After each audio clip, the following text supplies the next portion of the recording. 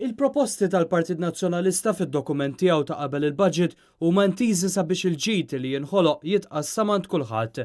Iddikjara dan il-kap tal-Partit Nazzjonalista Adrian Delia waqt intervista fil-programm Dissett fejn fost oħrajn irrefera l-proposta ta' taxxa inqas fuq min jaħdem iżjed. Min diġà qed jaħdem mhux għax bażla, għax bil-fors, mhux għax irid, għax għandu bżonn, mhux għax kapriċċ imma għax hija ħtieġa inkella ma jlaħħax, allura għal dak flok ħallas. Kienet tkun iktar ġusta fl-opinjoni tiegħek jkun ngħidu nżidu l-pagi ħalli ma jkollhomx għalfejn jqogħdu jaħdmu. Adrian Delia qal li f'pajjiżna għandna sitwazzjoni fejn il-pis qed jintrefa' mill-privat għal affarijiet li suppost jagħmel tajjeb għalihom il-gvern. Il-kejl m'għandux ikun biss il-GDP, m'għandu jkun il-well-being tal-persuni, m'għandux jagħmel tajjeb għaliha il-privat, imma għandu jaħsbilha il-gvern għalfejn.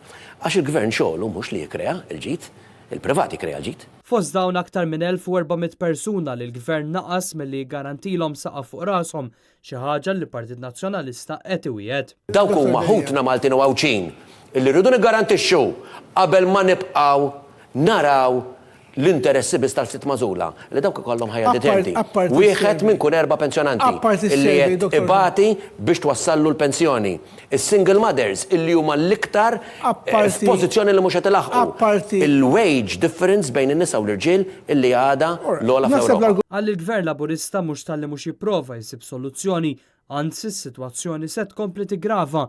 Tantu hekk li fl-aħħar jiem il-kap eżekuttiv ta' Jobs Plus iddikjara li s-sena d-dieħla se jiġu minn tal-anqas 10,000 ħaddiem barrani ieħor. Dik il-problema ikkrea l-gvern billi qed jimporta 15,000 persuna minn barra fis-sena u allura dik il-kopja Maltija li qed jaħdmu tnejn li qed jippruvaw ikollhom is-saqaf fuq rashom mhux talli ma jistgħux jixtru, għas jistgħu jikru għax qed jikkompetu kontra disa pagi. Għal mistoqsija dwar kif Gvern Nazzjonalista jsolvi din is-sitwazzjoni, Adrian Delia qal li huwa jrid li jitjiebu l-kondizzjonijiet għan-nies fis-settur tas-saħħa, edukaturi u setturi oħra, dan bl-iskop li aktar Maltin imorru għal dan ix-xogħol. Kif iġġib iktar carers u ġibhom Maltin billi toffri kondizzjonijiet ta' xogħol aħjar għal carers. Teachers, hemm 82 suġġett illi m'għandniex teachers.